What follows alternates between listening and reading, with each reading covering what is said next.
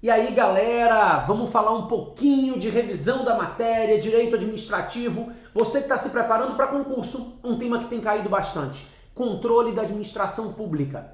Rapidamente, eu queria te lembrar que no direito brasileiro, os poderes legislativo, executivo e judiciário, eles são independentes e harmônicos entre si. E esse sistema, de independência e harmonia ao mesmo tempo gera o que a gente chama de freios e contrapesos.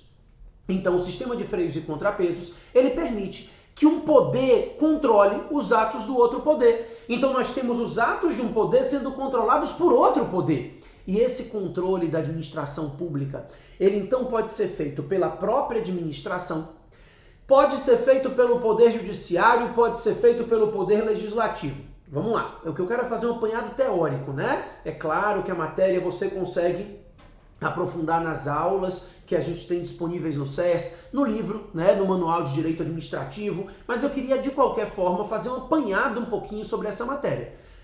O controle feito pela própria administração, ele é amplo, ele decorre do princípio da autotutela, que diz que a administração tem o poder de rever os seus próprios atos, e esse controle da administração pode ser ou de legalidade ou de mérito, ele pode ser de ofício ou mediante provocação, e ele pode ser prévio ou posterior. Então, a administração pública, independentemente de provocação, pode controlar e deve controlar os seus próprios atos, anulando-os se eles forem ilícitos, revogando-os por motivo de oportunidade e conveniência. E esse controle é muito amplo quando eu trato de um controle feito dentro da própria estrutura da administração. No entanto, quando eu trato do controle judicial e do controle legislativo, a gente já precisa tomar cuidado com algumas restrições a esse controle. O controle judicial, ele tem limites traçados pela própria Constituição Federal.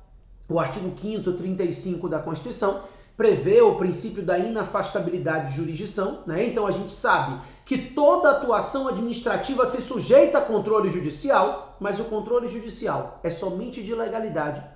O Poder Judiciário não pode analisar o mérito. E também esse controle é sempre provocado. O Judiciário no Brasil é inerte, então ele não pode exercer esse controle jurisdicional de ofício, Só um detalhe. Pode ser prévio ou posterior. O artigo 5º, 35 diz que nenhuma lesão ou ameaça de lesão poderá ser afastada do Poder Judiciário.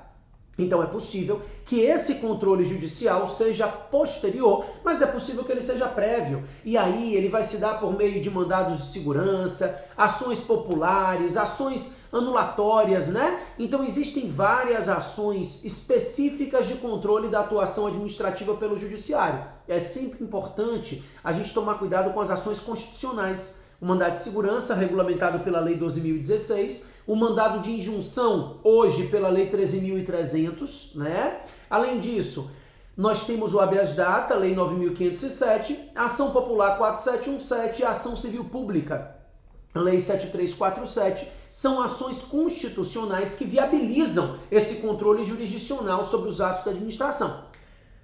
Além disso, nós temos o controle legislativo.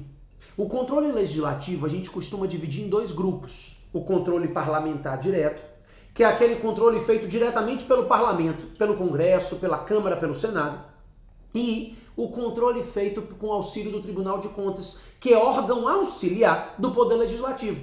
Então, o controle parlamentar direto, repito, feito pelo próprio parlamento, está espraiado na Constituição. O Congresso Nacional autoriza a saída do presidente da República do país. O Congresso Nacional pode sustar decretos do presidente da República que exorbitem o poder regulamentar. Então essa é a possibilidade do controle feito pelo Legislativo, diretamente pelo Congresso. Então o Congresso Nacional julga as contas do presidente da República. Já o Tribunal de Contas da União, não. O Tribunal de Contas da União é órgão auxiliar do Poder Legislativo e também tem um controle especificado no artigo 71 da Constituição Federal. Então esse artigo 71, ele diz que o Tribunal de Contas pode aplicar multa, que tem natureza de título executivo, que o Tribunal de Contas pode julgar as contas de todos os administradores de verbas públicas, menos a do presidente da República. Porque as contas do presidente da República são julgadas pelo Congresso Nacional. Então, o controle parlamentar direto é que permite o julgamento das contas do presidente da República. Nesse caso, o Tribunal de Contas da União emite um parecer, O parecer do Tribunal de Contas da União é encaminhado ao Congresso Nacional, que julga as contas do presidente. Então isso é um detalhe interessante. O controle do Tribunal de Contas é limitado ao artigo 71. Ele julga as contas de todos os administradores públicos, com exceção do presidente, ele aplica multas, ele susta atos, né? Também não pode fazer a sustação de contratos. De acordo com esse artigo, parágrafo 1º e 2º do artigo 71, sempre que o Tribunal de Contas verificar que um contrato administrativo é viciado, ele deve emitir um parecer ao Congresso Nacional para que o Congresso Nacional determine a sustação do contrato. Se o Congresso Nacional não se manifestar por 90 dias, aí o Tribunal de Contas poderá julgar a respeito.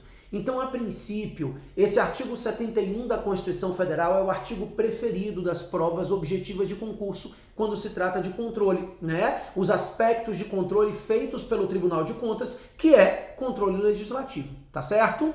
Continue curtindo a gente aqui, se inscreva e as dicas e as questões não param, tá certo? Até a próxima, pessoal.